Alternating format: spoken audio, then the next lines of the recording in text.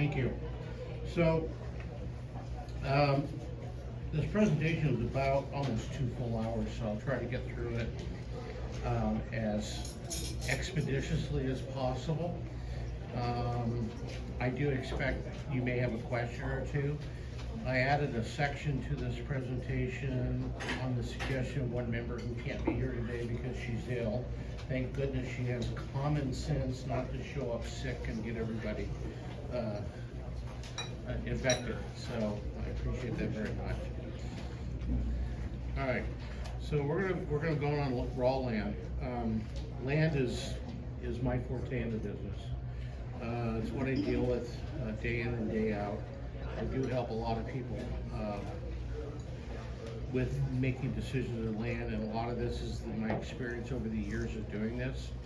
I'm also a member of the Realtors Land Institute, which is one of the additional societies like CCIM, SIOR, that are part of the National Association of Realtors.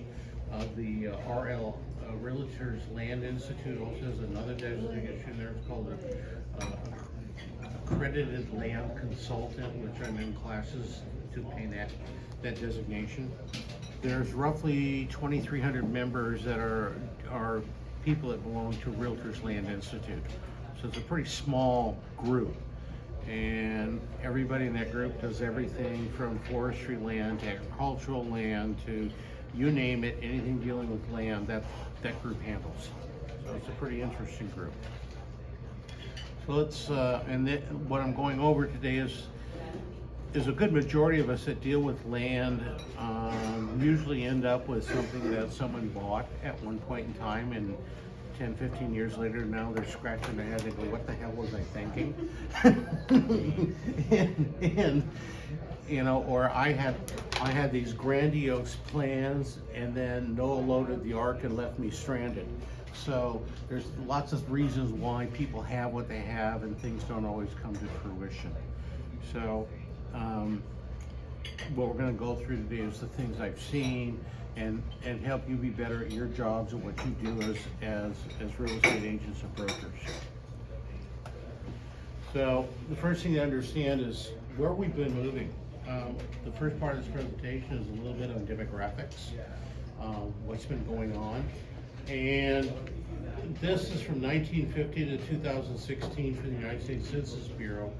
And it's basically showing the reddish color is the southwestern United States. Southwestern United States includes Southern California, Arizona, New Mexico, and the far west side of Texas. But there's been a heavy migration out of the urban areas into this part of the world.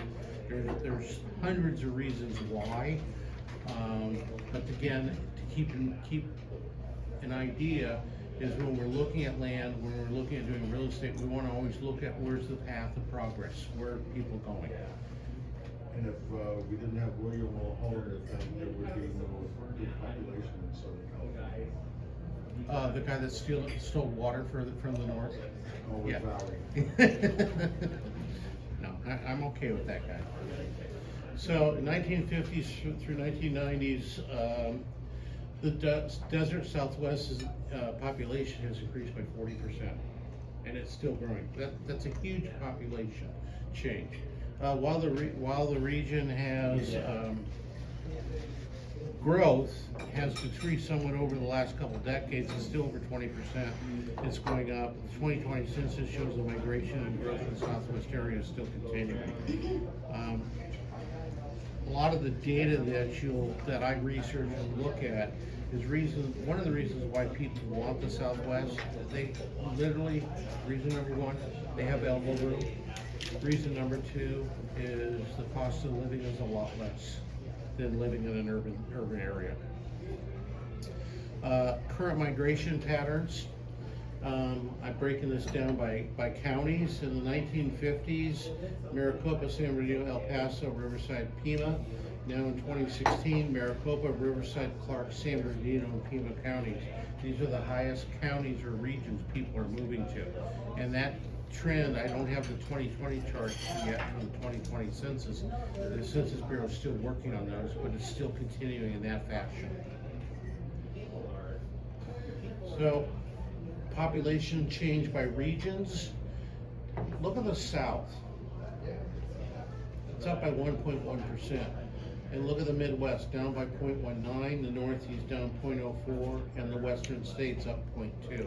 And I'll get a little more granular on that. But if we look at the Midwest and we look at the Northeast, those are traditionally heavy population areas, what we call the Industrial Revolution states or areas. And as that we've migrated in turn, we're in the technology era.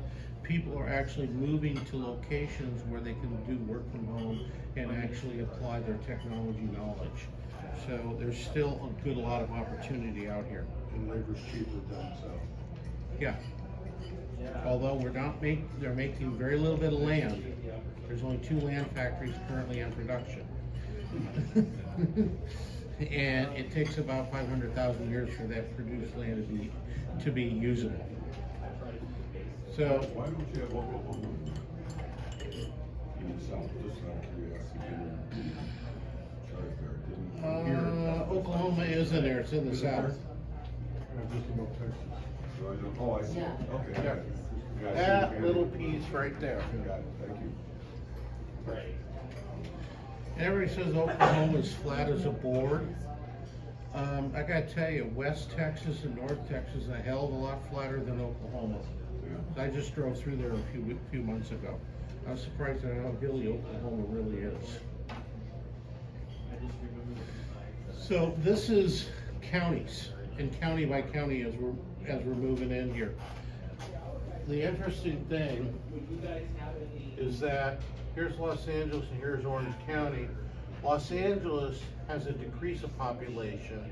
This is Riverside and San Bernardino County, and they're actually increasing in population. So it's just something to keep in mind when you're looking at where am I going to do my next business deal. It's a little, I don't know if we can do that. This breaks it down even further as to what city areas or metro areas are, and between 2021 and 2022, the difference in population. But notice there's trends of negative growth in places like Oakland, Fresno, Los Angeles, down here, Anaheim, Stockton, Santa Ana. So the heavy urbanized areas are looking at population loss. So let's get into what I do is improving the land, what to know. Those 2 pictures up there, the one on the left is actually a septic tank and a leach field. And the reason that's up there is that roughly 73% of all homes in the United States are on septic. Really? It is huge. That's surprising. So, do you have a question? Do you have a question? No. Oh, okay. Your eyes went up. So. No, York Melinda is where I do most of my business, Mhm. and they're like, all the old area is still on septic, even Yeah. the, $2 and $3 million homes are on septic. Right, yeah. And septic is where the more in urbanized areas are on sewer systems or wastewater treatment systems. And the way the rules and regulations state now, if the property is within 200 feet of a main line, the main sewer line, you're now required to connect to the sewer. If you're more than 200 feet away, you don't have to connect. And it's not, I'm not talking your neighbor, you're 200 feet from your neighbor is connected to sewer and you're not. That house where your neighbor is, they're within 200 feet of the main line. So it's not the line that they're connecting to, it's the main line where everybody funnels into. It's one on the street. Yep. Yep. Yeah, I ran into that on the property that we sold a couple of years ago. Yeah. In York Melinda. Yeah. And they had to connect back to, they were within 200 feet, and they had to connect to the sewer. Right. It was a big expense versus there was already a septic on the property.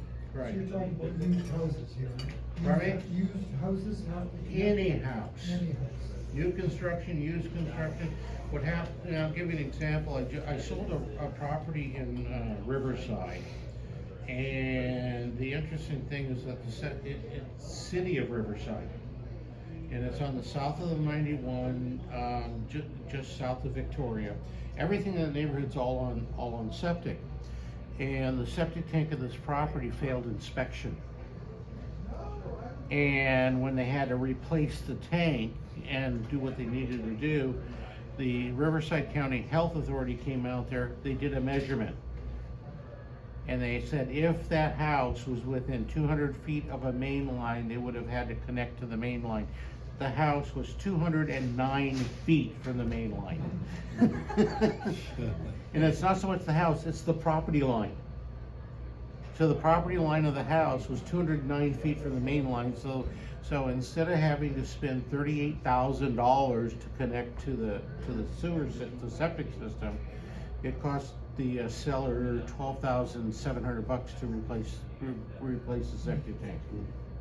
So I'm just trying to give you different ideas of, why is this important? Question. Is that only for Riverside City or is it like The entire state, entire state? yeah. Even the county has to, Sorry?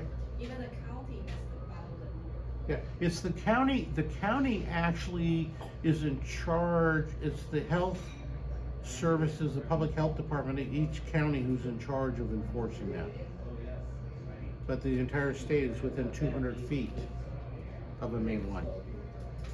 So the 5 areas of research I look at are 1, accessibility, 2, zoning, rezoning, land use, utilities, are they public, are they mutual, are they private, opportunity zones if applicable, and ownership. When ownership is the capacity of someone to act on behalf of whoever in the land is. And the ownership issue, you'll see later on, has got a big problem. There's land fraud going on and astronomical numbers. I have clients that I help find stuff, they call me up, they tell me a story, I go back, check the story, and I find that what they're looking at is actually part of something going on in a land fraud scheme. So you gotta, since NAR has just lost that big litigation in covering sellers and paying compensation, the ambulance chasing class action attorneys are out there like a plague. They're looking for everything they can, and I can see this is one of the areas that's on their target list. Just clarify, SHOP is not an ambulance chase. No. Okay. We just wanted to- I didn't accuse Shilpo of anything. Just want to clarify. So in accessibility, we're gonna look at whether is the parcel available via public or road access. There are a lot of parcels for sale that, for all intents and purposes, when you look at them, they're landlocked. So we'll kind of go a little bit about on that. Is the road public? How's it maintained? If the road is private, is there a maintenance issue, a written agreement between all the owners that use the same road? If no road is found, is there an easement, a reservation granted to the access to the property? And the really important is, will title insurance insure? That all depends. I see more and more title insurance policies writing an exception in there for access. They won't insure if they're unsure about the access.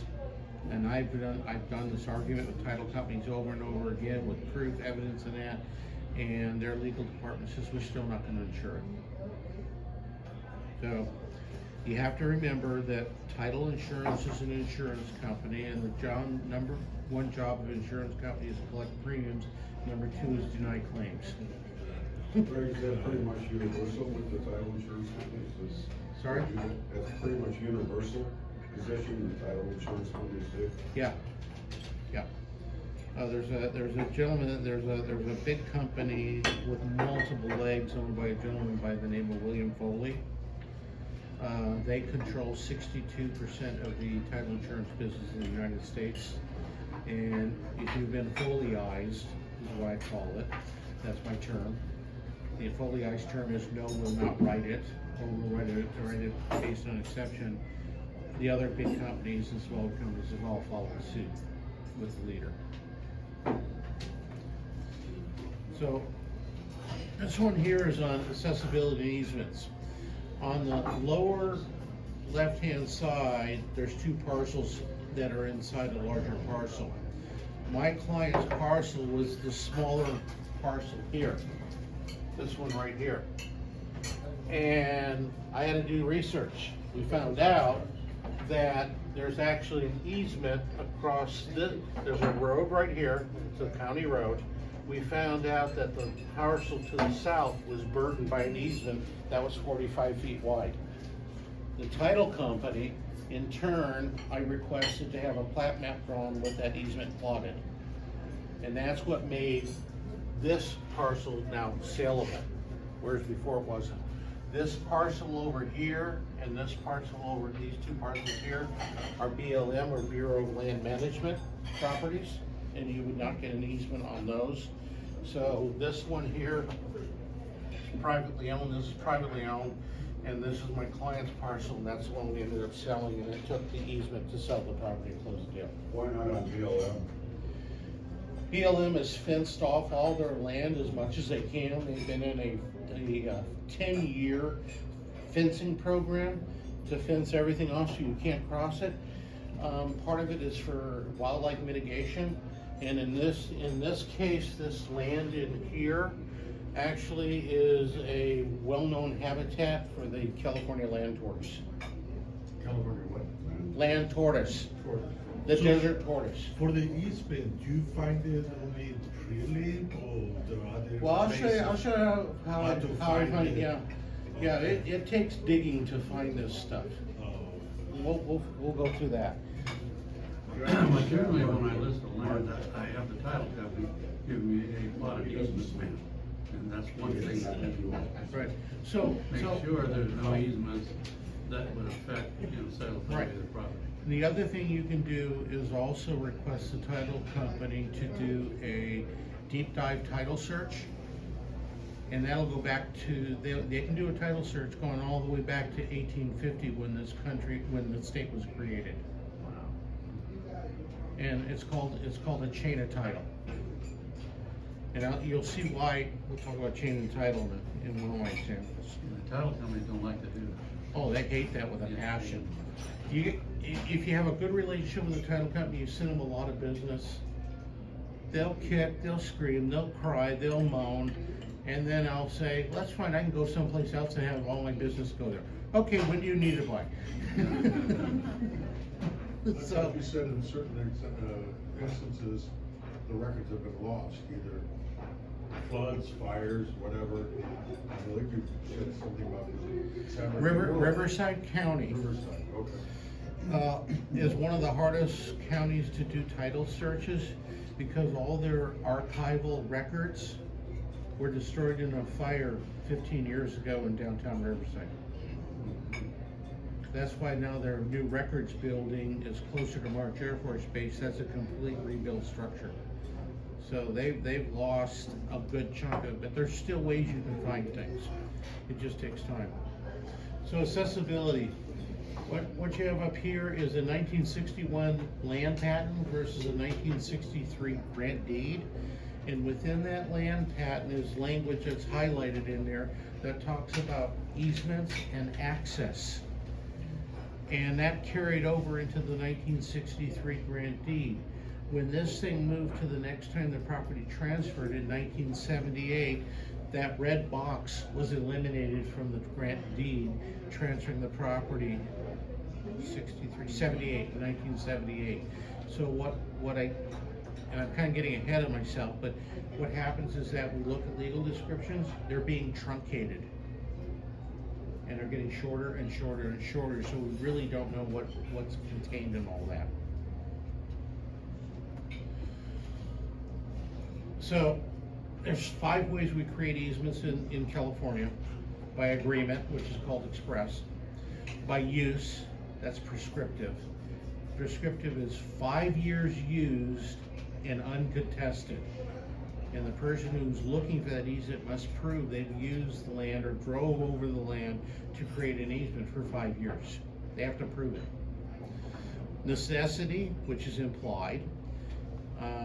That's one of the ones that I use quite frequently is this.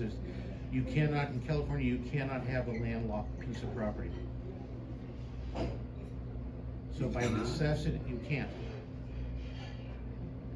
I had a piece of property I sold in San Bernardino. It had water rights. It was an old water well, and all the land where this was a small parcel, about 1,000 square feet. And the person that was buying it was looking for one of the land and the water rights because they owned a nursery and they were going to reconnect the pump and then pump the water and take care of their nursery. The entire yard was surrounded by JB Hunt intermodal transportation.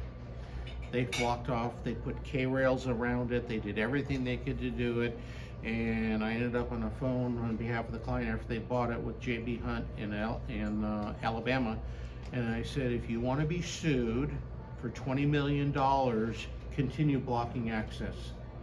And I gave them the piece of the law that said by necessity they can go across your land to get to it. It took them about 2 weeks for their legal team to say, what's that? We've never heard of that before. So we gave them the civil code, and they didn't block the client whatsoever. The client had access to their parcel and their pump. This dedication is when you dedicate and give a written document. We're dedicating it, and then gross, which is public or common good. We also know that as what's that term when the government seizes land? Eminent domain. Yeah.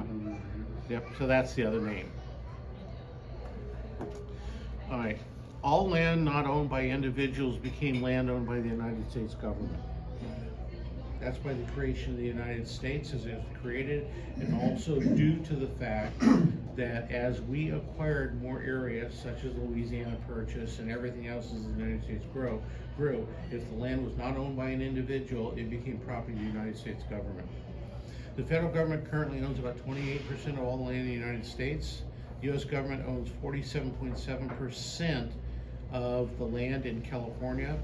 In California, the U.S. government does not pay property taxes. What? Not paying property taxes? But what we do is property income in lieu of taxes, or PILTA, and the U.S. government said the land that we own in California is valued at about $41.5 million annually, and they give the state 10.3% of this valuation in lieu of paying taxes. So PI, payment in lieu of taxes. What's the valuation again? Pardon me? What's the valuation of this 43?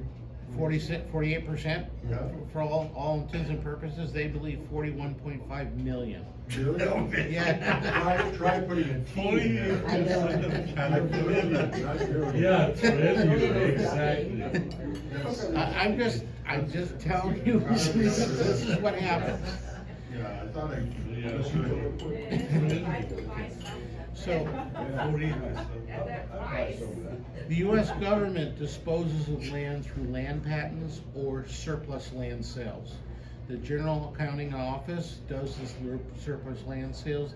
The land patents are issued by the Bureau of Land Management under direction of the President of the United States. So, a land patent is not to be confused with a land grant. So let's give you a little example. When the Spaniards came to the west coast of the United States, they gave land grants to those that were in part of the Spanish Army. That in Yorba Linda was one of the largest land grants around, and that was a reward for services to the king. A land patent, on the other hand, is the land is granted to an individual, a corporation, but under a land grant, they must improve the land on one improvement for 5 years continuous before they can actually get legal title to the land. So under a land patent, there are requirements for the person who receives the patent. They have to do things. If they don't do things, their patent becomes null and void. My dad leased his garage in Van Nuys Boulevard from the Plummer family. And the Plummer family had one of the largest Spanish land grants. And fact, they own land at the western Scotia all the way into the valley, which is why there's Plummer Street, Plummer Park, Yeah, and so forth. Yeah. and that's why there's guys with, short pants driving around calling themselves plumbers too, right? Alright, so a land patent is in the form of letters, letters. And they assign ownership to a particular tract of land that has gone through various legal prescribed processes, such as surveying and documentation, followed by the letter signing, sealing, and publishing in public records made by a sovereign entity. There's only two people that can sign it, President of the United States or a governor of a state. Those are the only two people that can sign a land patent. It's the highest evidence of right, title, and interest in a defined area, usually granted by a central, federal, or state government to an individual, partnership, trust, or private company. These are interesting, and you'll see why. Usage restrictions such as oil, mineral rights, roadways, water ditches, canals, placed on land are spelled out in the patent and are distinct from state, local, and statutory regulations relative to property appurtenant to the land, such as zoning, building codes, as well as property taxes applying to the land. So the good that goes with the land is in the patent and stays with the land. What I call the bad, property taxes and zoning, that also goes on the land, but that's on top of the good. So when you look at a title report, it's always what's the good, Schedule A, and Schedule B are what are the restrictions. So that's why the title reports are laid out that way. The rights inherited in the patent land are carried from heir to heir, heir to assignee to assignee, and cannot be changed except by private contract. A grantee, warranty deed, quitclaim deed is how this stuff is passed down the road. Now, during that time, there can be an individual who owns the land who decides to change what's reserved. Because lots of times you'll see in title reports, you'll see reservation for oil, gas, mineral, whatever else. At one point in time, that didn't exist, and you have to go back in time to figure out who made the reservation. Where does that really go to? But when the original land patent or land grant was given, there was no such those reservations may have been created not in a land grant, but created in a land patent. And over time, whoever has it can make changes to that. Complete and full legal description cannot be understated. Again, I was mentioning earlier, rights and reservations. We had talked about being truncated. Always, if you're unsure, get a chain of title. Here's why. If you're trying to list a property, I have clients tell me, what can I do with my property? I was promised X, Y, and Z, and I find out I can't do it. Well, they bought it, nobody did a chain of title. They had no idea what they're doing. When it goes time to sell in the future, since you are required by California state law to know or should have known, it's your job to do as much digging as possible. Because even if you didn't dig, you should have known, which makes you liable. You're talking about agents. Pardon me? You're talking about agents or the public buyer? Agents, Okay. anybody that's a licensee. You know, buyers do stupid things every day, like getting out of bed. I mean, You have it on inventory. Let the buyer beware. but if you're an agent, you get sued for that. Yeah, right. Yeah, but title Which goes companies back will when you issue have a the title record. policy without a chain of title. Do it all the time. They do it all the time, but it doesn't mean they do it correctly. Yeah, but you're kind of off the hook, because now the title company is insuring the transaction. When it comes to litigation in California for a bad real estate deal, the real estate agent is sued for fraud, not errors in omission. That's huge. E&O insurance does not cover fraud. So I'm just, just a warning. You pull your hair out of your head and go, oh my God, how much work do I really have to do on this? I'm sorry. I like gray bar hotels on the TV screen. I don't want to be in one. All right. So this is an excerpt from a land patent from 1913. By the way, I've done research on a client's property back in Ohio, and the land patent was signed by President Thomas Jefferson. So, this just kind of gives you an idea of how far back this stuff goes.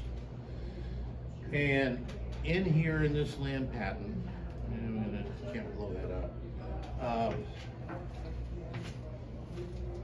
Subject to any vested and accrued water rights for mining, agriculture, or manufacturing, or other purposes, the rights of ditches, reservoirs used in connection with such water rights as may be recognized and acknowledged by the local customs, laws, and decisions of courts, and thereby is reserved from the lands hereby granted a right-of-way therefore for ditches and canals constructed by the authority of the United States. The individual thought he had water rights on this piece of land. Turned out they were reserved, and they go all the way back to the land patent when it first started. So it's kind of, when people start doing things, are you sure you're doing things legally? Can we sell your property? Can we advertise the water rights?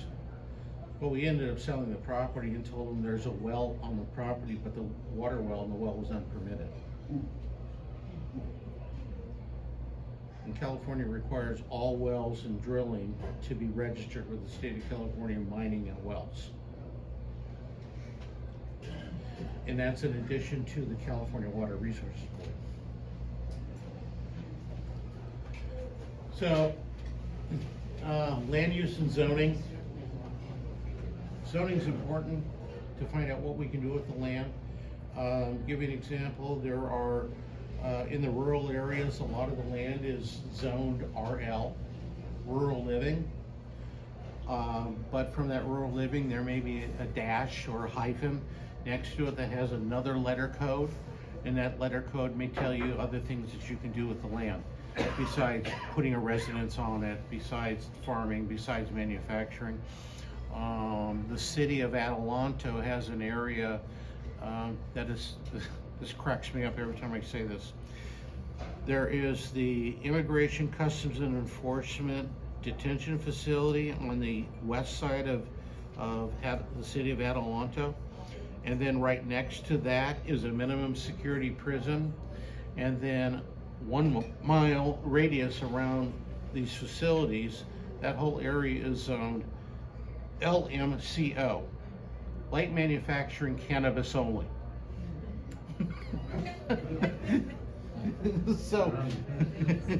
So basically, there are other manufacturing zones in the city of Adelanto. They can get a conditional use permit to put a building up and do cannabis sales, production, whatever else.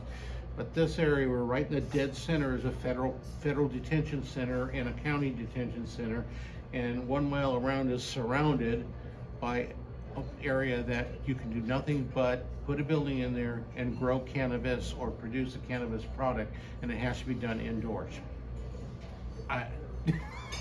It just cracks me up every time I see that. But the kind of a short cut to that, I mean, you could go to the city for any zoning, and they will provide you on their website, a zoning matrix, which will categorize what is permitted under that zone. Exactly. So it's not that complicated to write that. Yeah. The other issue is the county or city may allow you to do something else, but the California Fire Marshal will kill you every single time. If you can't get water, you can't get the fire sprinkler system, you can't get the right meter, the right pressure, you'll never be able to do anything with that land. So it's just another thing to look at and check. Other uses, commercial, what can be developed, does it make sense? In real estate, it's the highest and best use, so you have to keep that in mind. Resource conservation, can you develop some of the land? Resource conservation is designed to create open space. That's its biggest thing. Now, sometimes on RC, that's what the code is, RC will allow you to put a single-family residence on there and maybe have and operate a business from home, but that's about all you're going to be able to do. That's it, nothing else. Lots of times RC property is used in mitigation purposes, where some state or other government agencies buying land to expand, they have to acquire RC land or have land redesignated as RC to mitigate or offset what they're doing. To give you an example, when Amtrak, going through San Clemente, had the cliffs came down, the eroding cliffs, cut the line off, Amtrak had to put barriers and rebuild the railway, and part of it was on the beaches in San Clemente. To do that, they had to purchase $5 million worth of land in Oceanside up the San Luis River and convert that into a mitigation zone. So they paid $5 million for 2.5 acres. And then they got the permission to build the tracks. Opportunity, Rebuild the tracks. rebuild, yeah. Mining the land, timber. I've seen property with timber rights, but because of conservation issues, they're not allowed to harvest the timber anymore. So what goes the timber right, it can't harvest. Rezoning, it's generally less complicated when in sparsely populated areas. The more populated you are, the harder it is to rezone. To give you an example, in a populated area, if your land happens to be next to a metropolitan transportation area, you can get that rezoned for extreme high density because you're next to a metropolitan transportation area to help solve the issue with housing in California. But if you try to do that someplace where there's a lot of land, you'll never get it done. So I'm just trying to show you, give you some ideas on how you have to look at this stuff. Some of the other rezoning issues are putting on solar or wind farms, battery farms. I'm working with 5 solar companies right now that I'm helping them try to find suitable land to put solar fields, wind farms, and battery storage facilities. And why batteries? Because when the sun's out, it produces energy. When the sun doesn't exist, there's no energy. And what they end up doing is about 18% of the energy produced through solar actually goes into the grid. The rest of the stuff disappears. So that's why they're trying to use battery systems and augment with existing fields to take that excess energy, put it in a battery system, and then when the weather's bad or it's night, they take that system and the batteries and they dump that back into the grid to make things work a little better. It's kind of a pain in the butt. California is enacting housing laws which override local jurisdiction. The NIMBYs, beware. I read an article just recently released by the California Department of Housing and Urban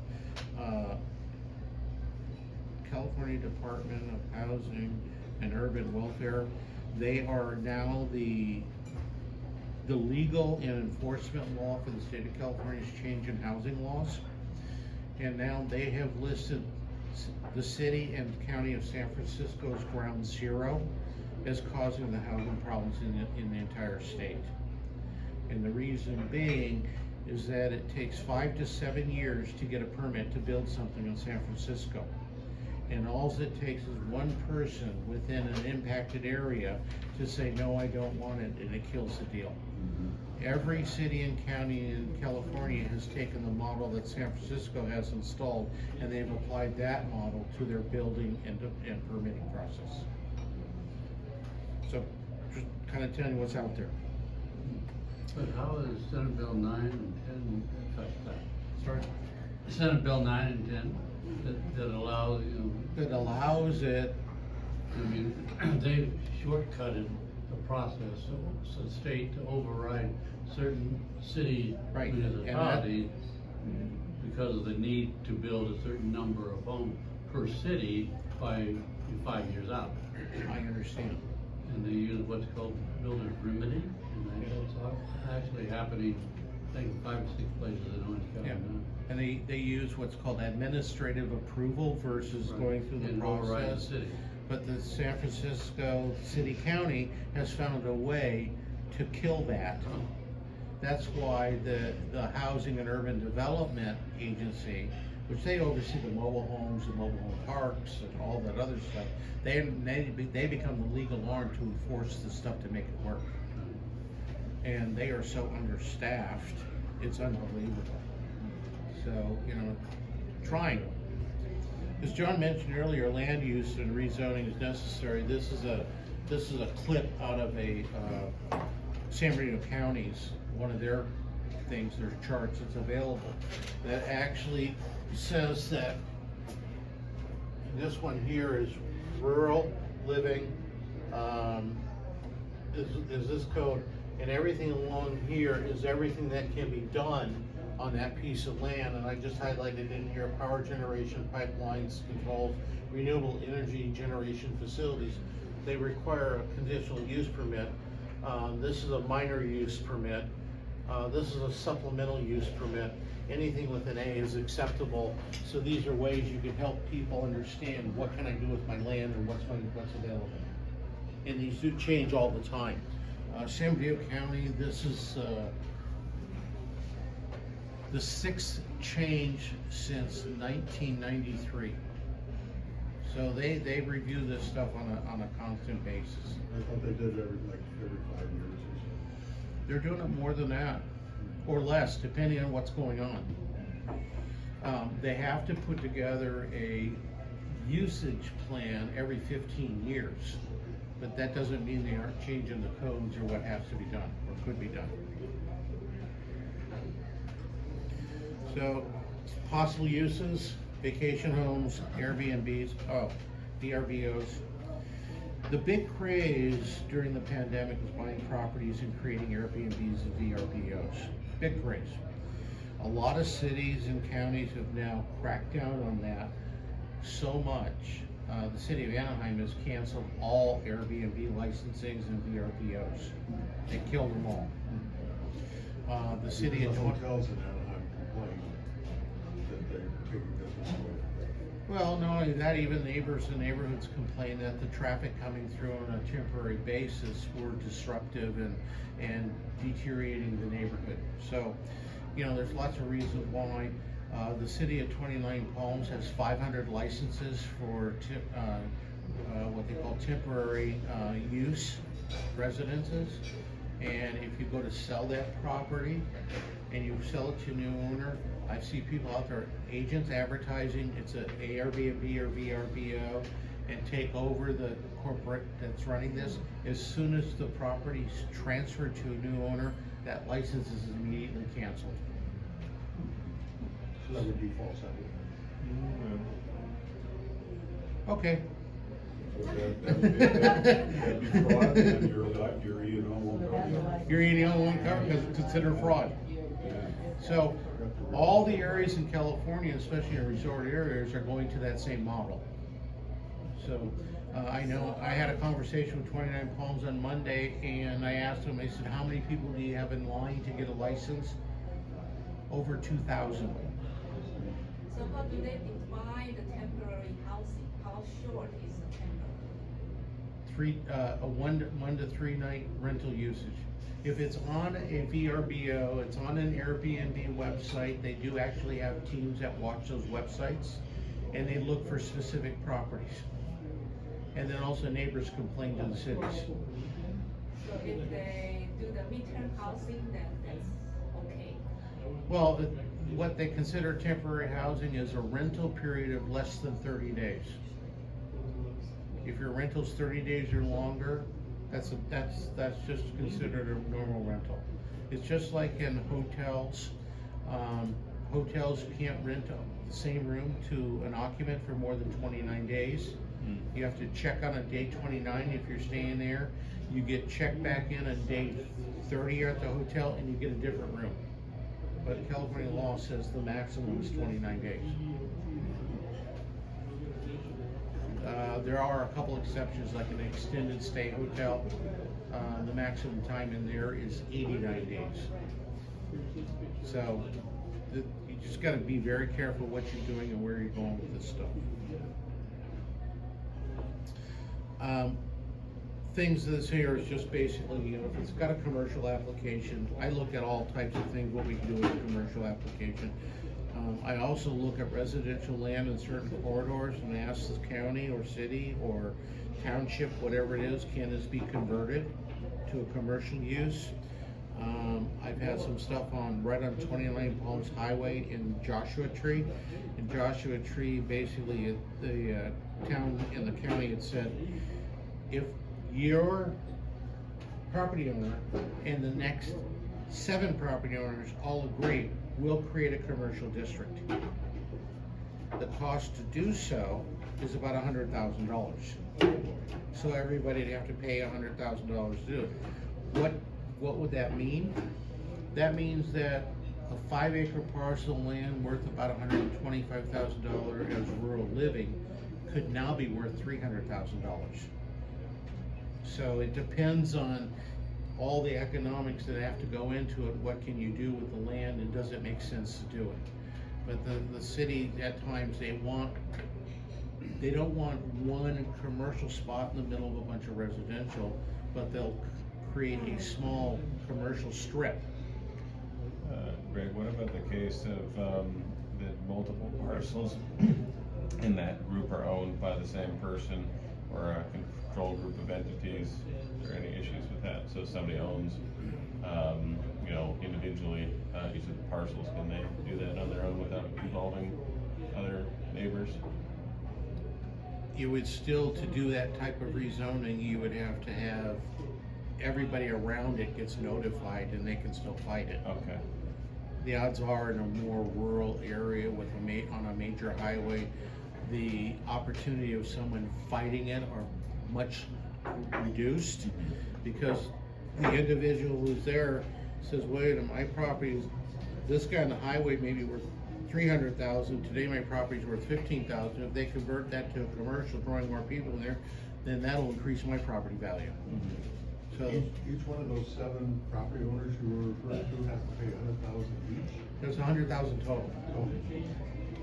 and they all have to be in agreement to do it. So right now, out of the 7 property owners, I have 6 of them in agreement, I have 1 not in agreement. And it has to be the one dead center, right in the middle. Is that the process called annex? Is that? No, we're just looking for a zoning change, and they wanna do a zoning change so they can sell where this particular piece sits is halfway between the center of Joshua Tree and 29 Palms, and it actually sits right on the demarcation line between the 2 communities. So it's a nice location to put a small commercial strip in there, because from that spot, it's 13 miles one way to something commercial, 13 miles the other way to something commercial. So it makes sense economically to do it. Just trying to get people to do it. All right. Renewable energy. Whether you agree or disagree with the state's move towards renewable energy, such as all new vehicle sales by 2035 to be electric or hybrid, all other vehicles to the entire state to go by around 2050, 2055, 100% electric, and get rid of fossil fuels. We're on that road. That's all there is to know. That's, that can change, but we're on that road. So things to keep in mind. Was it electric or non-polluting? It's Because that non-fossil fuel. Would that eliminate hydrogen or would electric? No, what's the byproduct of hydrogen? Water. That's what I'm saying, non-polluting. You cannot have a vehicle on any road if it's electric or hydrogen that doesn't pollute. It will always pollute. Brake dust, tire dust, all that other stuff is also a pollutant. It just as greatly reduces those things. You'd literally have to have some kind of elevated vehicle to do that doesn't pollute. We're not there yet. This is not the Jetson era.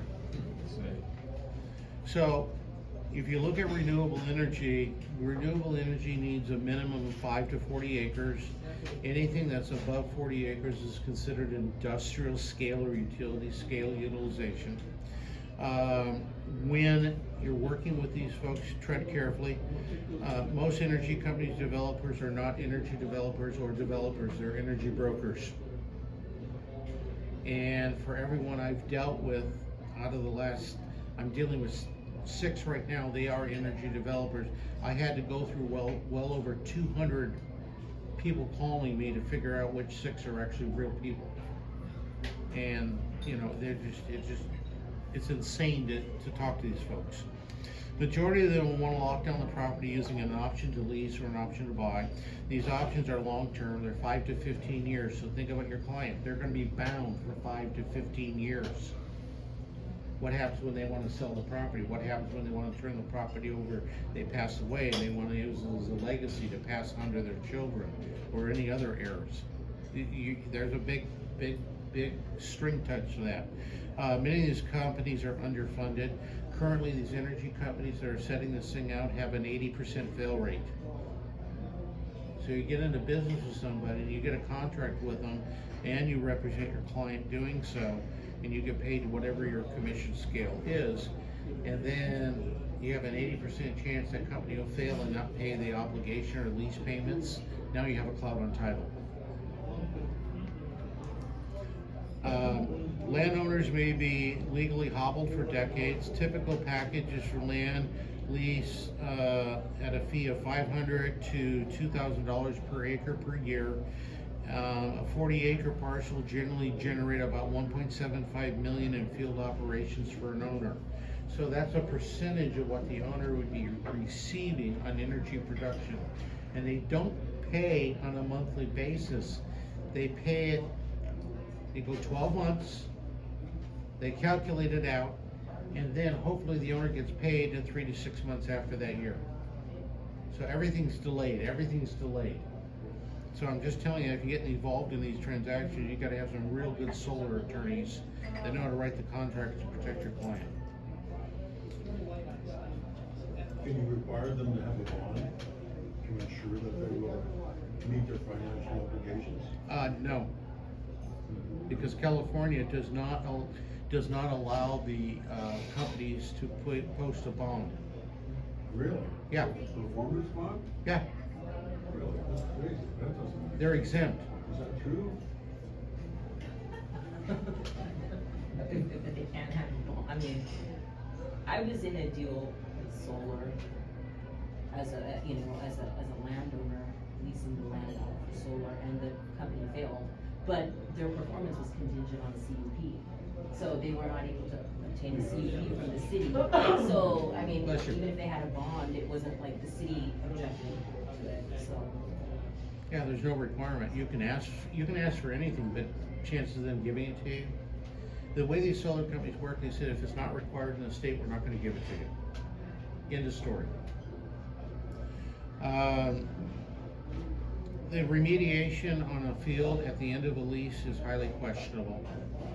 What happens to the equipment? What happens to the land? Is it returned back to normal? Who pays those costs? What kind of fund is set up, or escrow fund? What kind of trust fund? Where's the money go? How's it get set up? The odds are, from what everything I've read so far in the several hundred LOIs and contracts, there is no remediation clauses in there. And the minute you start amending things and putting in remediation clauses, they pack up their bags and they leave. They can just go away. That tells me plenty right there. They're not interested in it. Utilities, services, huge. Number one problem in California is what? It says water here, but it's actually politicians.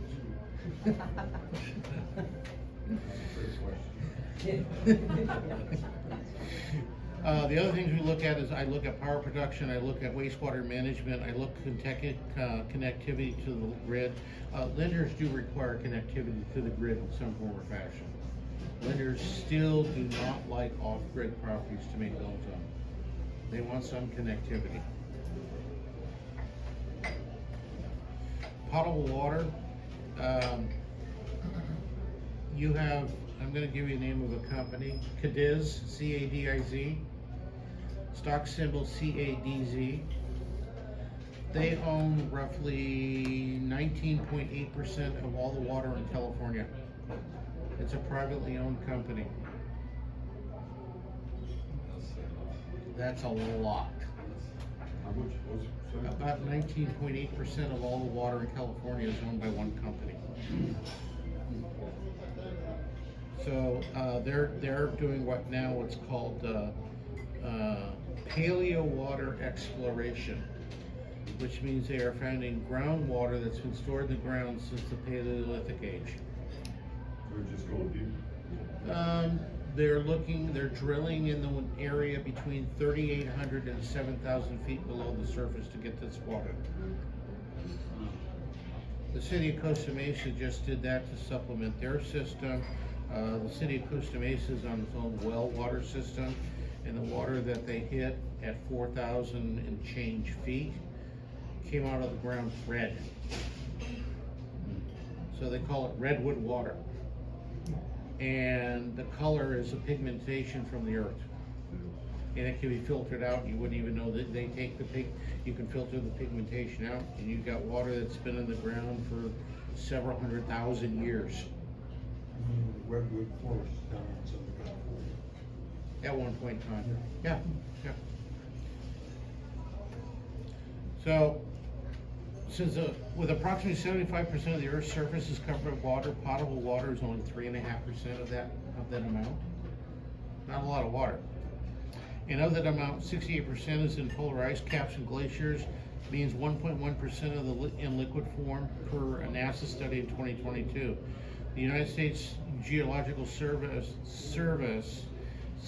estimates that there's 321 billion gallons of water that is in lakes, rivers, and reservoirs that is potable. 77 billion gallons of dry groundwater is in the earth from wells. So you have to have an idea, where do we get our water from? How do we get it? If you got a whole city right here in Southern California, it's 100% well water. I know, because I live within 2 minutes walking of one of the city wells. Costa Mesa. So, water districts in California are designed between municipal and mutual, private and hall. Now, a mutual water district is all the landowners own the water company. So, anybody ever heard of a little town called Cali Mesa? Cali Mesa is a mutual water company. So when you buy property in Cali Mesa, you also get a share of the water company. One share. No, Calamasa is on the way. It's off the 10 freeway, 10 and 60 freeway where they join together. Just near Beaumont. Yeah. So, up in the Lucerne Valley area, which is just east of Victorville, Hesperia, there are 20 water companies up there, and 17 of the 20 are mutuals. So when you buy the land in there, you can get water, and you actually end up with shares to that water company. And the reason I'm telling you this is the difference between mutual and municipal is mutual water districts are more community oriented, and they're probably a lot more friendly to deal with. To give you an idea, I sold a property in Lucerne Valley, and the buyers who bought the property had to pay $350 for their share for the water district. And then the water district once they had that share, they issued a will serve letter. They'll connect them to the system. They charged $3,200 to put a meter on the property. Across the road was the San Bernardino County water area. There's no shares to the water district, but to connect a meter, they wanted $17,000. Can you sell those water shares? No. Are they marketable? No, they're with the land. It comes from. Yeah. So to give you an idea, when I helped with the bank merger of Santa Barbara Bank and Trust with Union Bank, and SBB&T actually had 17 other brand names underneath them. And in that merger, we're going through all the files, we found water shares in there. And what the banks had done, Santa Barbara Bank and Trust, is if the property had a water share assigned to it, that water share was surrendered as collateral, as part of the collateral for the loan. So it was very interesting to see that. The thing is they probably should have never collected the water share for the property owner. But we had actual real livestock water shares. And when Union Bank had that during that audit of the merger, all those water shares had to be returned to the owners because they couldn't be held as collateral. They could take pink slips.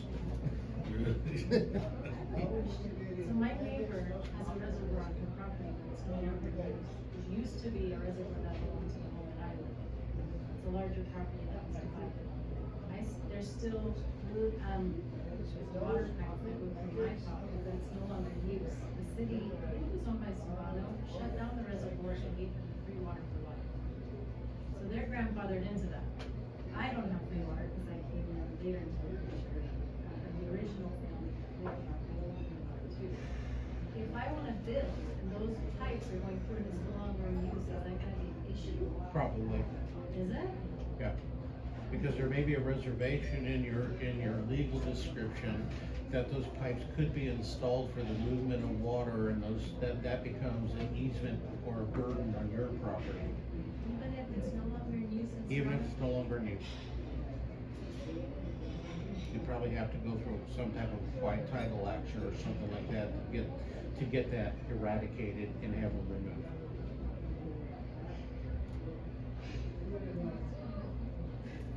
Disclosures. So you do it. Private sources of well, many areas right now, if you have a water well on your property, you have a septic system, there has to be minimum distance between the two units. And the water must be tested annually to make sure there isn't chloroform induction or wastewater seeping into your well water system. Yeah, hopefully when you designed it, the water well is upstream from where the septic system is. Well, water is a very weird animal. Water can flow up against gravity. So it goes where it wants to go. Least resistance. Yeah. So you just gotta be careful on all that stuff. Hall water, although it's been noted as being illegal in many areas, many places have, rural areas have large water storage tanks on their property. That's hauled water that comes in. Right now, the most of fire marshals now require a minimum 5,000 gallon water storage tank on the property for firefighting purposes. Tom Selleck. Well, he took somebody else's water, but we're not gonna go there. I mean, he's the commissioner in the New York Police Department, he can do what he wants. So he thinks. So this gives you, this is from the U.S. Geological Survey. It kind of gives you an idea of where they're locating water, and this is the Mojave Desert region. So all this stuff's available online. You can actually look it up and look at stuff, but they've got maps for the entire country as to where water is, so you have a better idea of what the opportunity of finding water. A lot of well drillers, if you're going to put a well on a property, have all these maps available, and we'll share them with you. What do you look at it? United States Geological Service, USGS. And you search under groundwater maps.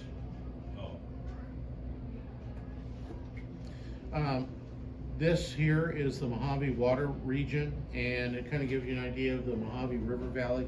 The Mojave River Valley starts in Tehachapi and goes east, southeast to the Colorado River. So that gives you an idea of how much area that is. And the company of Cadiz, so this is 395, so this is just one purveyor district, but Cadiz is about over here. And those are the guys that are doing all that water. They have an office in downtown Los Angeles. They're doing everything they can do to grab every piece of land with water on it. So all this stuff's out there available for you. takes a little bit to find it. Oh, what I have found is when I'll talk to a mutual or water district, I'll ask them for a copy of their, water purveyor documents. And they'll send them to me.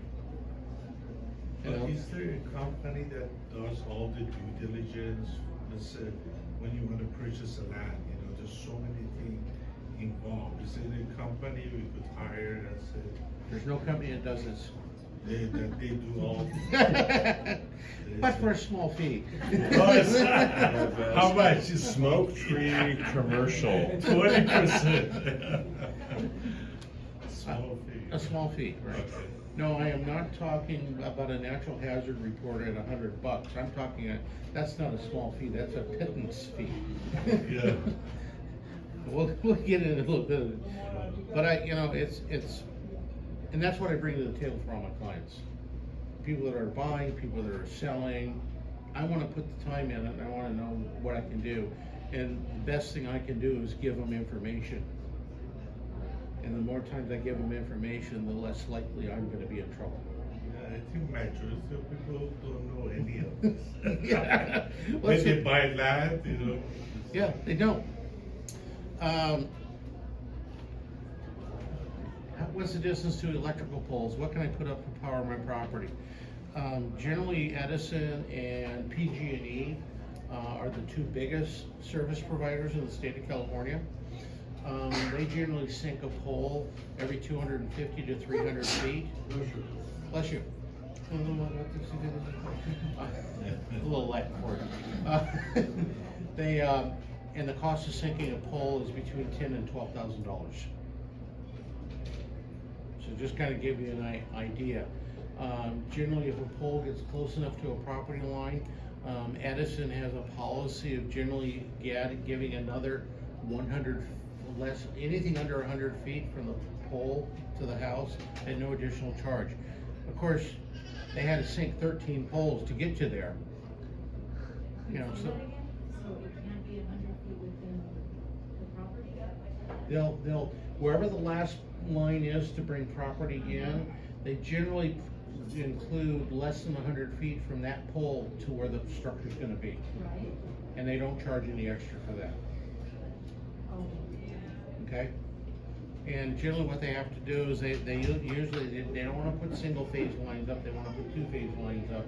And that cost of $10,000 to $12,000 per pole also includes adding transformers on the poles to regulate the energy up and down as it continues on. getting them to move it further away from the house. Sorry? Getting them to move it further away from the house is not gonna happen. The pole to the house, if it's over 100 feet, are they going underground for the pole? No, Never anymore, nothing's going underground? no, they do it overhead Strictly. because it's cheaper. Yeah, It causes fires. yeah. Well, they're all coating the new lines with the new material right now, that if it does go down, that line is not going to start to create sparks and creating a fire. De-energized? It de-energizes or insulates. So there's a new product they're doing right now. Last I read, we've got close to 1 million miles of transmission lines just in Southern California on high tension stuff, and they're going through and having to replace all that. Hence, your electric bill, it used to be $40 a month, is now $140 a month. Even with solar on your house. I just got my bill for solar. Lots of times I've had properties where I've sold where I say there's power over the property, which means there's poles over there and wires going over. You have to verify with Edison or the service provider if that line is still live. They turn lines off all the time. Cause there's hundreds of thousands of miles of electric lines out there, but they've cut off the power to them and they're no longer live, they're no longer feeding. So, just another thing to look at.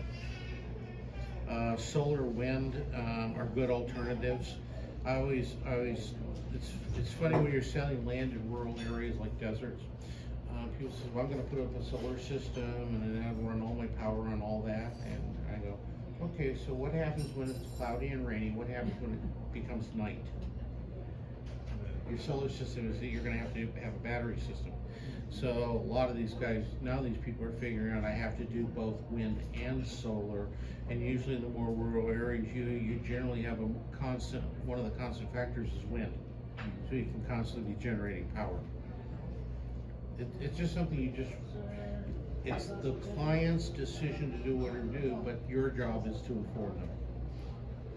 Wastewater management, septic systems, big deals I mentioned earlier.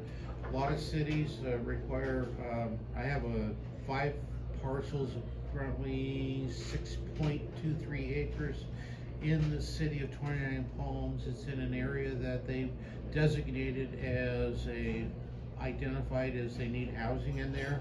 We could put in around 2,400 residences on that land. And then the whole thing kind of came to a crashing halt when the city said, oh, by the way, 29 Palms is 100% septic. They said, to put 24 homes in there, you have to put in a miniature wastewater treatment plant to service all 24 residences. Well, I found a company in Mentone that'll put it in for $150,000, which is not a bad cost. You divide up at 24. Not a bad cost. So, that's, it's just some of the fun things you get to deal with. You mentioned some meeting, Greg, about the company from Europe, I think Scandinavia. Yeah, it's out of Denmark. Denmark, Yeah. Is that still a viable company, or is It's that? still a viable company, they just do not have approval to put miniature wastewater management systems in California yet. They're already putting them in Texas to Florida and all the way up the East Coast to, I believe, North Carolina. What was their name? I don't remember off the top of my head. So, this is a document that's been prepared by the state of California. It gives you an area, it tells you what's available, what services are available. I'm gonna tell you, if you get a document like that, don't rely on it 100%. Trust but verify everything. Because sometimes the information, this stuff changes, or was never in there correctly in the first place. So, just giving you warnings. Opportunity zones. Why do we develop? Why do we build? We look for opportunity zones. How does an opportunity zone help? Tax savings, big time. There are opportunity zones that are by federal, state, county, and city. There are, next slide is, on the bottom there it says maps, gis.ca.gov, HSR, map.html. That is run by the state of California, and it actually lists all the opportunity zones, federal, state, county, city, in the entire state of California, what's out there. So it's a good way to look at what's out there and find out what are you in, what can be used as a marketing tool. Give you an example, there's the California High-Speed Rail, Senate Bill 1 projects. What's Senate Bill 1? Highway improvements. So if you're near someplace with Senate Bill 1, there may be opportunity zones, like for off-ramps and things of that nature, that you can tap into money and develop. California Climate Investment Program, New Market Tax Credits. I love these beautiful names. They make it all sound warm and fuzzy. And, I'm waiting for the one that says the unicorn farm. The federal opportunity zones, promise zone communities, recycling market development, solar investment tax credit or production tax credits. So there's a lot of different information out there that if you put the time into it, you can help someone identify. Because I have clients that look to buy land and they want to buy stuff in certain areas where none of this is available. I don't want them to buy anything out there, not unless they want to be a Johnny off-market permit, kind of person. They want to be someplace where they can actually do something with the land, and I want to put them in an area where they can do something with the land. Whether they do or don't, that's not the issue. The issue is I want to have the opportunity there for them. So for tax credit, is it only federal or also you have? the City, state, county, federal. Oh, so you could have tax credit? You can have multiple programs with multiple different types of tax credits. Oh. It's kind of interesting. Yeah. Cities, counties. Yeah. All right, getting into section 5, ownership. You may need a break. If you need to use the restroom, just come back. Who are the owners? The owners of land, you really need the point of contact. You need to understand their process. You need to, if it's especially institutional for benefit of, you need to find out what their hours of operation are and their turn times. Roughly 2% of the land in California is owned in individual self-directed IRAs, and you'll know you're in an IRA or a trust when you see the title of the ownership FBO, for benefit of. And that means if I take my money in an IRA and I buy land to make the best of the tax credits, I cannot manage that land in that IRA. It has to be managed by a service for the benefit of me. Then I have to get to know who the landowner is, who's their contact at that third party, and then I have to make a relationship with that third party to understand how they operate and what they do. And generally what happens is that if you're selling a piece of land to, let's say, every cash buyer I've run into that's buying a land that I'm selling on behalf of an IRA or a trust, I have to tell them they want to close, and they generally want to close in 15 days or less. I'm fine with that to get my commission. However, because the owner of the land is held inside of a for benefit of entity, I have to let that buyer understand that we've got another source over here. Yes, the owner who's named title does sign off on everything, and they don't sign the contracts, they sign reviewed and approved. The contract is signed by the IRA administrator or the trust administrator. And I have to explain to that buyer that it can take up to 45 days or longer because I have to deal with another institution. Well, what is the average contingencies for investigating the land? Like how many days on average for escrow? Well, in the standard contract, it's 17 days or less. It's whatever you negotiate. Oh, but is it any average, like usually it takes 40 days, 30 days, so it's No. all negotiable? Negotiable. I always do contingents. I always have the buyers on a 10 to 11 day calendar period for them to do the research. Oh, 11 calendar days. And the way I usually do stuff is from date escrow's open and date escrow has their earnest money deposit. I'm just trying to play it out so they don't feel like they're being pigeonholed into a corner someplace. So, and if they don't put their escrow deposit in, their funds are not delivered in one business day, the deal's done, we kill the deal. So in 11 days, you did get all this information? Yeah, they got to. Yeah. I give the information I'm showing to my client owner, my property owner. They have all that information up front. I share it with the buyer, but that does not remove the buyer's ability to validate and verify. So you disclose all that information? Yeah. I give it to within 5 days of the money being deposited in escrow. I want them to know everything because I want this thing to close. I don't want them to say on day 11 we're canceling escrow because we didn't have the disclosures.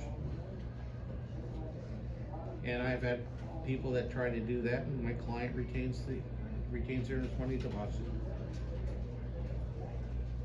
But with the land, is it like residential that you have to remove in an active way, or is it like commercial, the passive way? How do you remove the contingencies? I remove it in an active format, not passive.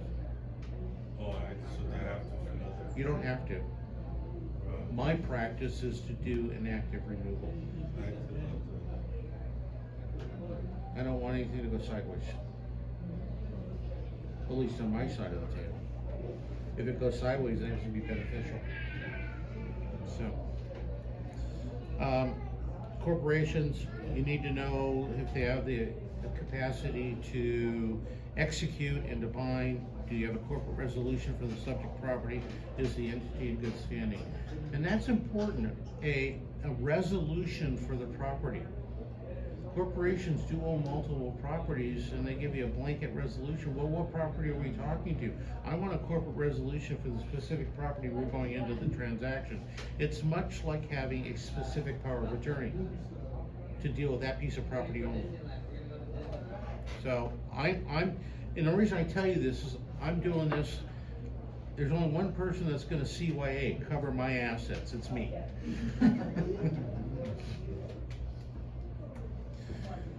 Individual, how's it held? Is it a trust? You'll need a copy of the trust, so proprietor, joint tenant, community property, tenants in common, probate, executor, administrator, full authority or limited authority. You'll definitely need the letters of probate, and those are the letters that give that individual the authority to act to settle the estate. Tenants in common is probably one of the most difficult ownerships to deal with, because everybody has to be in there, agreeing to do something. If you have, and I have one I'm working on right now, there's 7 owners, 6 of the 7 are in agreement, 1 of the tenants in common is not in agreement. So could the new buyer close the transaction? And yes, now they become a tenant in common owning 5/6 of the property with the other tenant in common. So, listen, if they wanna make a decision about an issue on the property, do all 7 have to agree to it, or? Now, How do they do? tenants in common, each tenant in common has the right to sell, divest their own portion. But what happens if there's an issue that affects all of them, all the 7 owners? Do they have to, majority rule, or how does it work? Whatever they decided when they put their agreement together as a group. Good question with that. Let's say it's a number of family members, siblings maybe, that hold the property in that way, and all of them except one sell their interest in the property. Can the person who acquires those parties' interest then attempt to occupy the premises or occupy the property if somebody else is already in there? Probably. Would be funny if, like, okay, you don't like it, you own 1/4 or 1/5 of the property. Yeah. Welcome, I'm moving in with you because I have a legal right to do so. Yeah, the legal right to possess and occupy. Yeah. Yeah. So it's just things you just have to be aware of. Prior tax sale, change of ownership. I'm gonna back up. What did I miss here? Okay. This is a little bit on tax sales. A tax sale is a foreclosure by the county for non-payment of property taxes. It's a foreclosure. Just keep that in mind.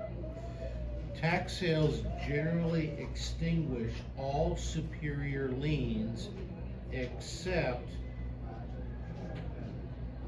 code enforcement liens and other taxes owed to the federal or state government. So if there's a trust deed on there, and if Mr. Barnes in there writes a loan and puts a trust deed on a property and the guy doesn't pay his property taxes, and Mr. Barnes doesn't take the initiative to pay the property taxes and the property goes to tax deed sale, Mr. Barnes' trust deed is extinguished. However, redemption rights. Lenders, the counties usually allow lenders a 5-year redemption period to redeem the property. 5 years?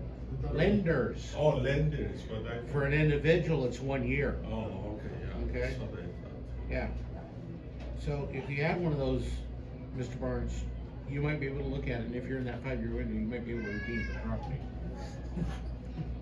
So I'm just, you have to be aware of the different rules and how these things work.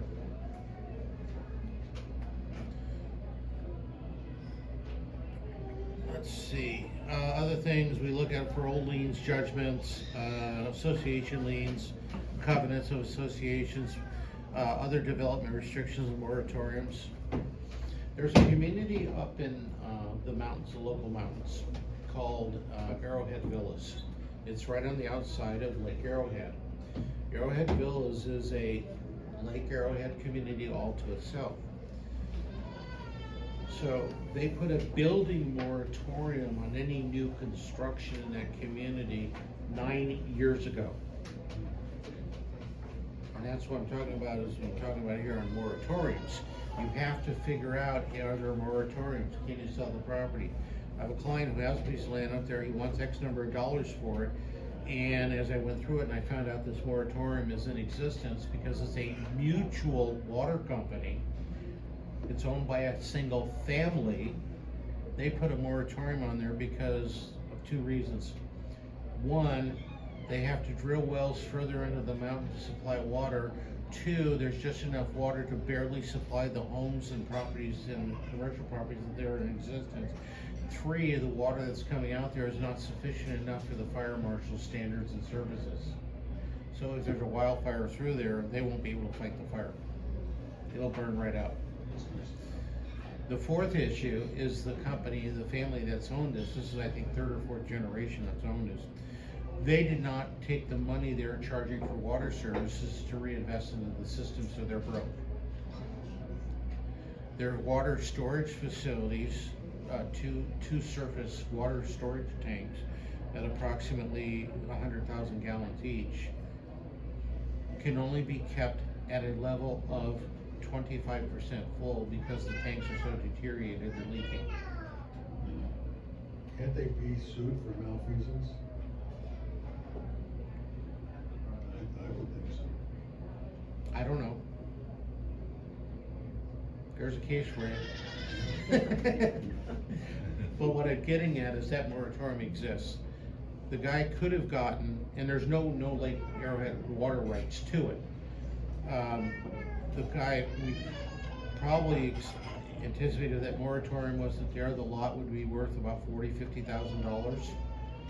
Today, with the moratorium, the taxes on the, he's actually petitioning to have his property taxes reduced. We figured the value of the lot's $100.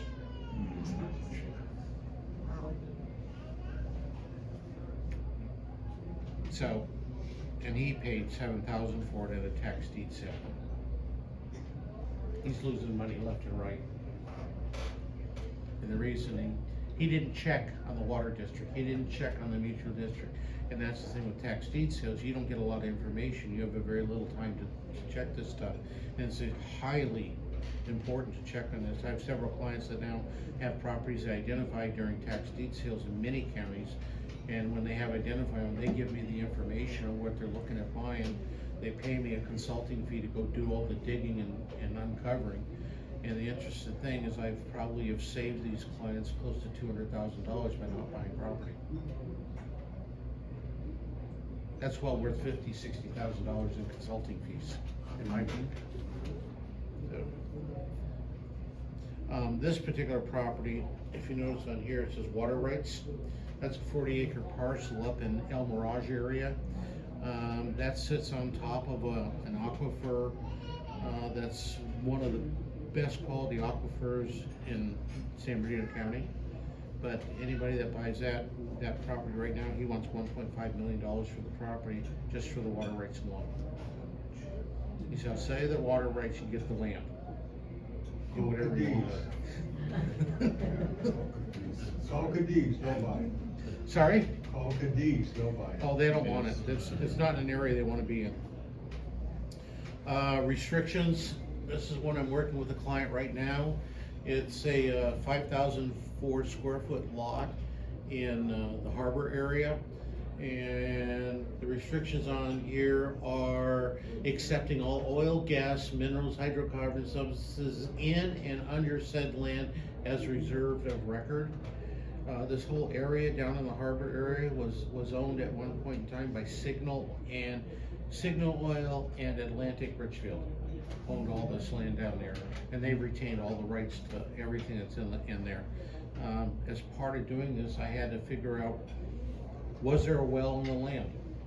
If there wasn't, how close to the nearest well was there? And these are all things you have to put together when selling the property, is all this other stuff that's around there. The natural hazard disclosure report doesn't tell you all that stuff. And I've actually have well maps for that particular area going back to 1916. So I've managed to get those from the state of California. So you buy that land and then they have a right to come on the land and drill for oil. Yep. Yep. It's right in the middle of your patio. Well, this is all this is zoned heavy industrial anyways. So it's just interesting things. That's why I like land. I come up with weird stuff.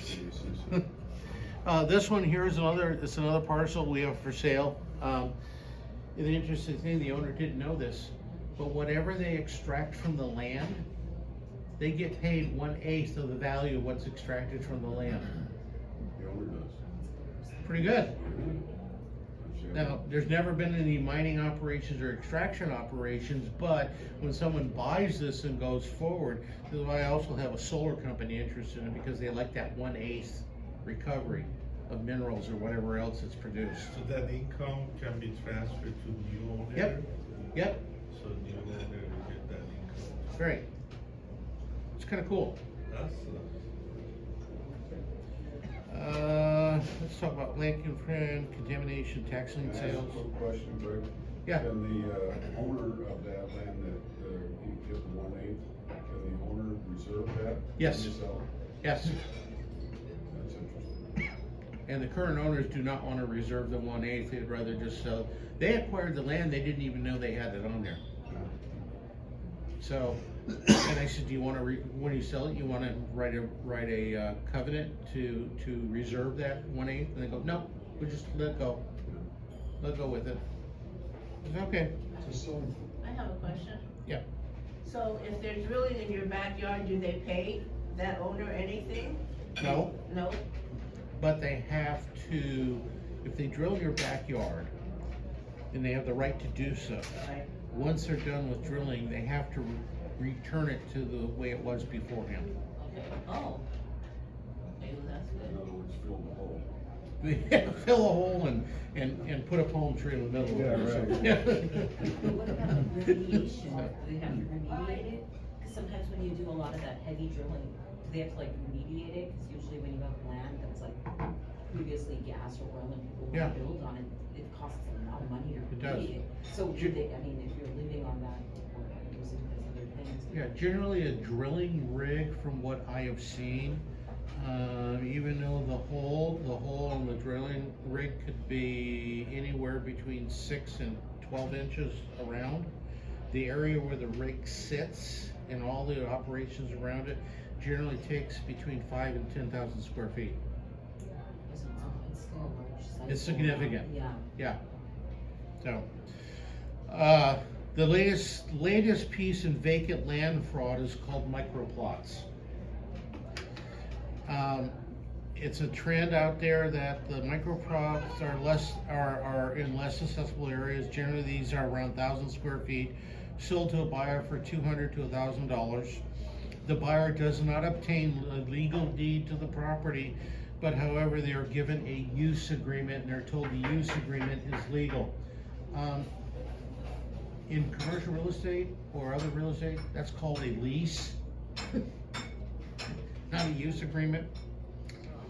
In California, many of the microplots are sold in areas where their minimum lot size is 1 to 2.5 acres. The microplots are not in compliance with the California Subdivision Act, not plotted, not recorded, nor does the new owner pay property taxes.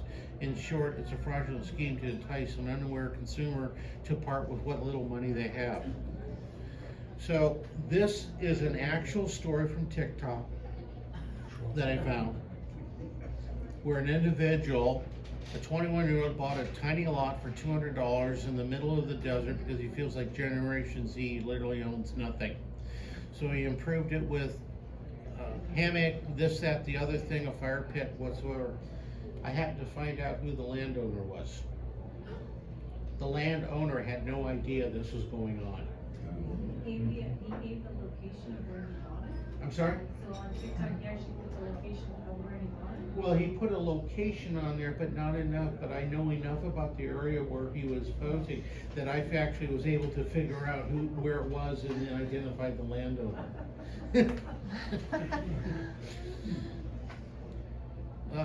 Sometimes things get under my skin and I gotta figure this out.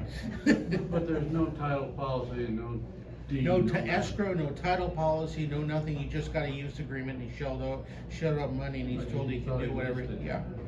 So in other words, this young individual was removed from the land and charged with violation of California Penal Code 602, which is criminal trespass. Criminal trespass is a felony with a minimum of $2,500 fine and or a year in prison. You should have the owner do a TikTok update. Also, So handed why down would it be the- criminal trespass instead of squatting? Squatting is, in California, is criminal trespass. There's no squatting, there's no squatter protections in California. Really? Right now, we are in penal codes and numbered in 5 digits. This is 602. How far back does that go? Yeah. We became a state in 1850. I used that quite a few times when I was doing waste tire inspections. Yeah. I would go out to Palmdale and they said there was a pile of tires there and there were a bunch of mobile homes. Mhm. And the guy, I would go to do the inspection, the guy would come out to greet me with a pistol on his side. And he would say, "What are you doing?" I said, "I'm doing a waste tire inspection for the state." And found out that none of those mobile homes were there legally. Yeah. And the property owner in Oklahoma didn't even know Right. that there was anybody on his property. Right. So, 602. Yep. So you were able to remove them? What's that? You were able to remove them? or you- Oh, not me. Not you. No, I turned it over to the enforcement, I was enforcement, but I turned it over to the highway patrol. But there's a gentleman that he went to Europe for the summer and his house was filled with squatters. He came back, he called police, they said we can't remove it. The idea is that in California, you are to notify the local law enforcement. You have property in a certain area and you put them on notice that you will be, anybody found on my property, I will be in here filing charges. Okay, so you notify them before you leave? Yep. Okay, so if he didn't do that, so he couldn't remove them? Well, he can remove them. It took him a year. Yeah, just Yeah. invite Greg over with his pistol.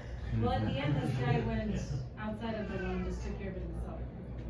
So, yeah, and I've had this with other owners, and we've found the land, we found people squatting on it. I actually, you ever see that stuff they blow on the side of the freeways, the mulch, when they cut down trees, they turn it into mulch? Or you can buy the bags of it at a Home Depot? Well, there's a part of that product that they can't put in a landfill. They can't sell publicly. So they can put it out there and mulch land and put it out there to help the land become usable. I've hired those companies to bring in truckloads, 45-foot trailer loads, and start dumping it on land where squatters are and bury the crap. They get, and you start at the far end of the land, and you have it all, they move very quickly. And when they dump those things, you're talking 6-foot-high berms of mulch, vegetative material. Now we know who to call, your side job. I'm just, it's passive, it's not aggressive, they are given warning, and then it gets done. Hopefully they don't strike a match to it. It won't burn. Oh, sure it will. Some of it will, yeah. Oh, yeah. Yeah, but And then you have DTSC coming on your property saying you got toxic waste. Then you really have another problem. No way out. But I'm just saying, you gotta get creative in dealing with folks like that, most of the individuals we found squatting on land are three-time losers or they're on the run for some kind of felony. Everything from robbery, burglary, drug possession, drug sales, battery, spousal abuse, child abuse. They're just very colorful creatures. So, did I scare you enough not to do land?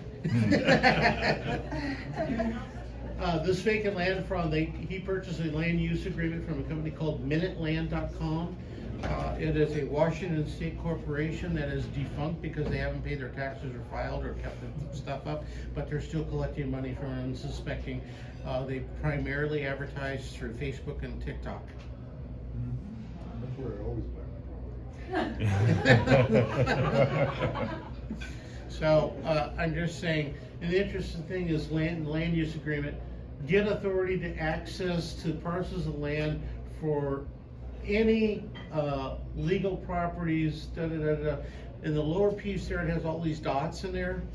Those happen to be out by, the Hoffman area, which is, north of Highway 58 between Four Corners and Barstow. It's just land that's way the heck out there. It's more reservation, conservation zone type land, but these people are building these little plots out there and occupying it. There's another one I found the owner of that one and notified them. I said, what are you talking about? What are you doing on my land? I go, I'm not, I'm showing you. Then I had one yesterday where it was another land company called Elevated Land trying to sell a piece of land in Yucca Valley. I had a client call me up, so they found the website, they found the land. It turns out it's actually not, and they say they're the owner of the property, and they were talking to my client, said, we're the owner, we'll sell it to you for this, we'll even set up a payment plan for you. Not even the owner. And it's actually listed with another real estate company that I happen to know, the listing agent, and I called him up and told him what the story was. I could hear him going physically through the roof. So, all the photos that he had put on the MLS were stolen because the MLS shares with Zillow and shares with all this other stuff. They took all those photos and put it on there and as his own land. So these scams are happening at a high level. Mm-hmm. So be careful. Signals, the client will, or intended person will demand you contact all communications online are not willing to meet in person. They use a burner telephone. You can't trace to an individual company. The person uses a disposable email address or is masked the actual email address server provider. The person poses as the owner to sign a listing agreement, identity theft. The person provides false notarization documents. Okay, what did California just do with notarization? What's that? What did California just do with notaries? Went online. License? Allowing electronic notarization online. Why would you, the whole point of the notary is you have to be in person, I mean, then. Now, according to the Secretary of State's office, they are not going to, it's been approved by law, but the Secretary of State's notary unit has not figured out how to put in the safeguards to do it properly, so they ordered a suspension of the start of the online notarization. I hope so. So I'm just telling you what's going on. I can't imagine the title company accepting Well, I don't know. It's about 10:45, I don't know how far along you are. Getting there, almost done. Thank you. When was that effective? On the notary deal? Huh? When was that effective? When is that effective? January 1 this year, 23. 23. Greg, I gotta get ready for that. Okay. Seeing everyone. Good info. A lot of these guys only communicate via, text messaging. I get probably 5 to 6 a week. Do you still sell land in Joshua Tree? Are you still selling land? And are you an agent for Orange County? And what the thing I do is I reply to them, I said, here's a link to my Zoom video call. Meet me at this time on my Zoom channel and have your government ID and your camera enabled on your Zoom. And I have them hold up a government ID. And I've actually had a few people actually show up and have government ID, a passport, driver's license. Well, how do you know it's not fake government ID? You know? Hey, you take a screenshot and you hope for the best. Oh, you take. Yeah. All I'm trying to do is weed out the bad guys. Well, that's much as you. That's all I'm trying to do. Then I'll go take the next step, but I'm just giving you, it happens. We can go on, move on here. So here's a couple websites. What I'll do is I'll send these pages with the web links out to everybody who's here, so you have them. Great. Yeah. And that way you can check on and learn about land fraud and real estate fraud and things of that nature. Tremendous information. Contamination. Land is always contaminated. I don't care how pure somebody tells me it is. Naturally, land contains lead, asbestos, mercury, radon, and radiation. It's natural. It's here. It's part of the world. So what the contamination issues are, it's what was caused by man. Those are the ones. And if someone has concerns, there's people like Ami Andini who will go out and do a phase 1, phase 2. It's very inexpensive, but you have the assurance that A, it's not contaminated or it's below certain levels, or B, it can be remediated.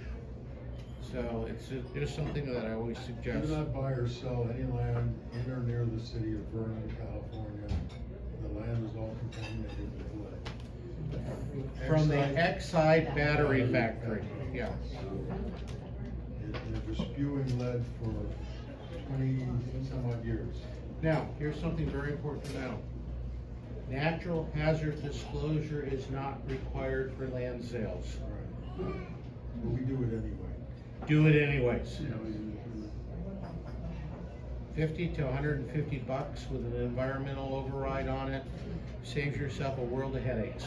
Exactly. Now, in natural hazard disclosure reports, there are actually, when they talk about subsidence or earthquake movement, there are 2 authorities that give you earthquake information. One is the U.S. Geological Society.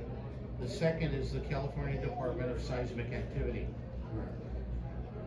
Which of the 2 gives you the worst report? California Seismic Authority USGS. will give you the worst seismic report you can imagine. The property sold that the USGS showed 10% of the property was affected by seismic activity. The California Department of California Seismic Department, 80% of the land was affected. There's probably tourism, 100%. You've got faults, earthquake faults going on in places that. Yeah, you got faults. Unaware of. Yeah, you got faults everywhere. It doesn't matter. But all I'm saying is that you have to understand where that information comes from and what they put in the reports. All right, just a little bit on tax liens. When a tax lien, the tax assessor keeps the information on a tax lien sale for 7 years. You need that information if you're going to sell or transfer the property. If it's outside of 7 years, they purge our system. The redemption starts on the first day of the auction. So in this case, the auction was May 8 to May 14. That is the date the redemption period for the person who's losing the property begins. The title company uses the date of recordation.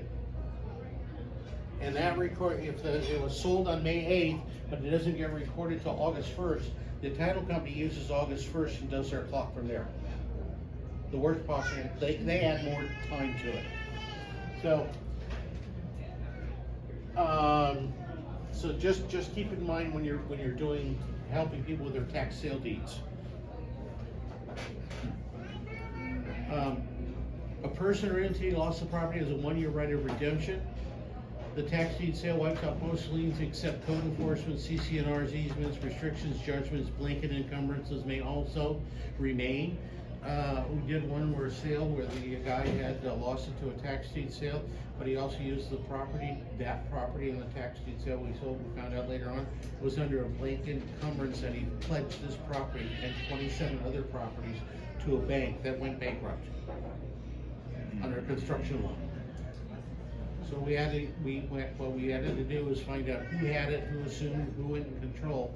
It took us 6 months to find the bank that now controlled all those old assets. The old bank was PFF, Pomona First Federal. And the new bank that ended up having it was Deutsche Bank. And Deutsche Bank went through everything, and then it took us 6 months to negotiate with them to give us a release on that property to close the sale. But they finally did. So I mean, It's complicated. sorry? That's complicated. Yeah, very fast. Yeah. And I was happy to do it because there's a piece of land in Joshua Tree that we had on the market, and we sold, it got in a bidding war, and we sold it for $250,000, and the land was originally on the market for $153,000. That's why I was happy to do it. And I was getting a 5% commission on that $250,000. So, to me, it was worth the time. You get what's called party of interest letters and proof of service. You know, I think I have a copy of one. But that's what you need. San Bernardino County doesn't charge for it. Riverside County charges for it. LA County charges for it. Kern doesn't. So each county tax assessor charges for that information, or not. You just have to ask. Title insurance companies. I've got a couple good title insurance companies I've been working with for a couple of years that will write title policies on tax deed sale properties. But instead of getting you'll get a nasty prelim, you get all the crap on it, and it usually takes them about 4 weeks for the title rep to work with the title officer to work on a backdoor thing, and it takes about 4 weeks to get it all cleaned up and get a title policy issued. And they charge a big premium for it. No, No? Well, the ones I Orange have, Coast Title they charges a $500 premium. $2,000 to do all the research. Title company out in Florida, or a service company that does it. Yeah, I know who they are. Same thing with them. It's tax title services. Yeah, that's it. Yeah, So for tax lien, do you need to be there in person or it could be done online? all online, Online? all online. So it's not like, when you do trustee. No, sale. not when you do trustee sale or It's auction online. at that step, no, it's all online. So I mean, it's, there's some good deals out there. So I'm just saying, obtain those notices. And I always tell my clients that are looking to buy this, as soon as they acquire the property, as soon as they get their tax deed in the mail from the county, immediately go back to the tax sales office and get your parties of interest and your party of interest letter and your proof of service letter. Always get it, because otherwise they're not going to be able.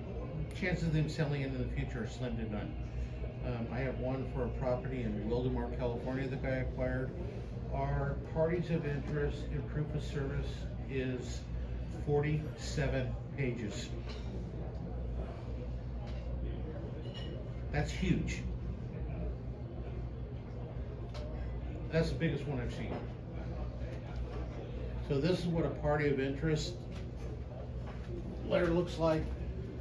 It says, who were the owners, were they notified, and what were the status of mailings. So they provide evidence that everybody who had any interest in the property received notice and gave these other people an opportunity to pay taxes. Getting to the end here. Trust me. Markers. Markers are important. The big marker that's all bashed in the middle is from the U.S. Geological, and that is called a marker of a corner of a township. All surveys start at that point. wherever that point is, from that point going whatever direction is where each land is marked. The second thing, that's a surveyor pin. And this is a surveyor stake. So somebody's been out there looking at different pieces of land around that marker, and that's where you figure out where your boundaries are and everything else is. So these things are, finding these things out there, when you find them, they're kind of cool, because you go, whoa, what's that? Because you don't see them that often. In the residential land where there's sidewalks, there's little. Those are surveyor marks. pins. Surveyor pins in the concrete that look like little pennies. Yep. Yeah. Yeah, that's a surveyor pin. So this is another marker, So these are both corners of townships. And a township is generally 6 sections by 6 sections, and it's one corner. So on each of those corners, if you have 6 sections here, or a square, each of those corners has a marker like this. Now, what they say on them generally, if the marker is removed or knocked over or destroyed, it's a $500 fine. This was a marker that I ran, we're looking at this property back here, and the property line went right to the marker, and we realized that the marker had been knocked over by road traffic or somebody driving over. I contacted the U.S. Geological Service and the Bureau of Land Management. They came out and reset the marker.